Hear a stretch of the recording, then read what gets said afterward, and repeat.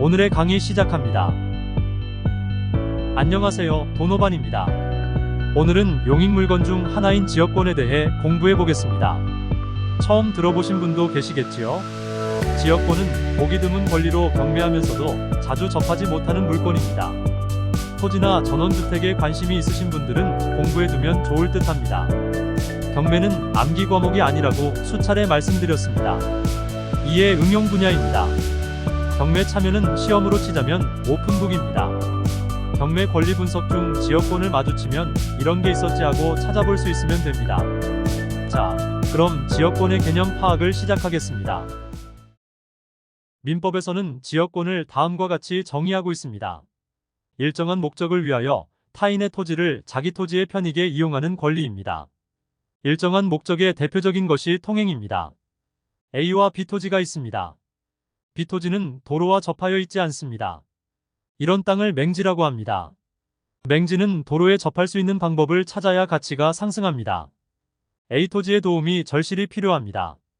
B 토지 소유주는 A 토지 소유주와 토지 사용 승낙을 얻어 B 토지에 농막을 짓고 텃밭을 가꾸며 주말 농장으로 이용하고 있습니다. 여러분이 B 토지를 매수하고자 할 경우 B 토지 소유주가 A 토지 소유주와 계약을 통해 통행에 대해 사용 승낙을 받아두었으니 아무 문제 없다 합니다. 정말 문제가 없을까요? 사용 승낙은 채권 계약입니다. 둘 사이에서만 유효합니다.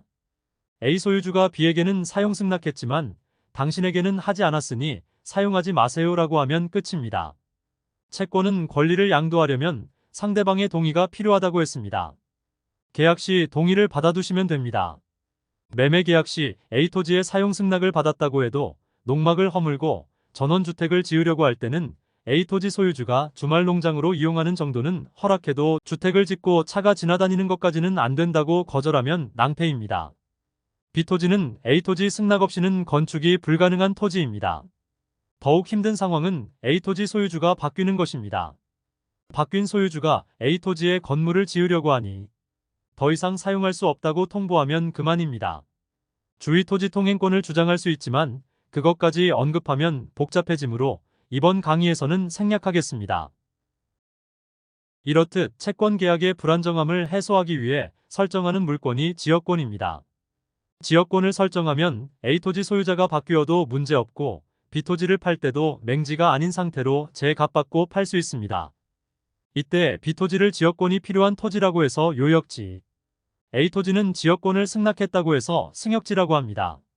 지역권은 사람과 함께 움직이는 권리가 아니라 토지와 함께 움직이는 권리입니다. 토지를 매매하면 별도의 처분 없이도 함께 이동합니다. 지역권의 주체가 사람이 아니라 토지입니다. 요역지 지역권을 등기부에서 함께 보겠습니다. 승역지가 어딘지, 목적이 무엇인지, 범위는 어디까지인지가 표기됩니다. 지역권의 권리 분석을 공부해 보겠습니다. 지역권은 요역지와 승역지에 따라 달라집니다. 요역지에 붙은 지역권은 선순위 후순위 상관없이 무조건 인수입니다. 인수 권리는 내가 떠안아야 하는 권리로 안 좋은 권리라고 생각하시지만 잘 생각해 보세요. B 토지를 경매로 낙찰받으려고 하는데 지역권이 소멸된다면 B 토지를 위해 설정해 놓은 좋은 권리를 없애는 우를 범하게 됩니다. 지역권이 소멸하면 땅의 가치도 떨어져서 채권자에게도 불리합니다. 인수된다고 해서 손해보는 사람이 없습니다. A 토지 소유자는 이미 설정 당시부터 알고 승낙한 것이니 불칙의 손해가 없습니다. 후순위 지역권 인수 사례를 보겠습니다. 이 사건 말소 기준 권리는 서세종 농협 근저당입니다. 요역지 지역권은 후순위임에도 인수됩니다. 요역지 지역권은 혜택 권리이므로 인수되는 것이 좋습니다. 문제는 승역지입니다. 승역지 지역권은 부담 권리입니다. 그래서 승역지 권리 분석은 기존 권리 분석과 같습니다. 즉 말소 기준 권리보다 앞서면 인수, 늦으면 소멸입니다.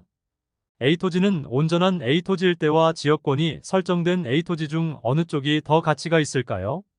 당연히 지역권에 제한이 없는 온전한 A 토지이지요.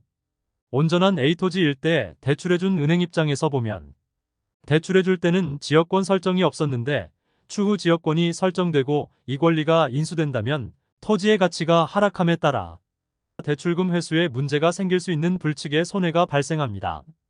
그러므로 후순위 지역권은 소멸합니다.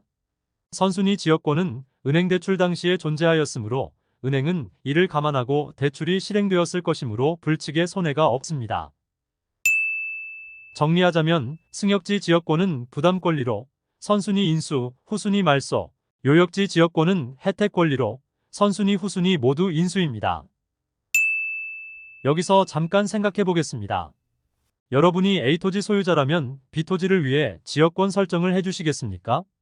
내 토지에 제한이 생기는 권리를 설정해주지 않으려고 할 것이고 번거롭습니다.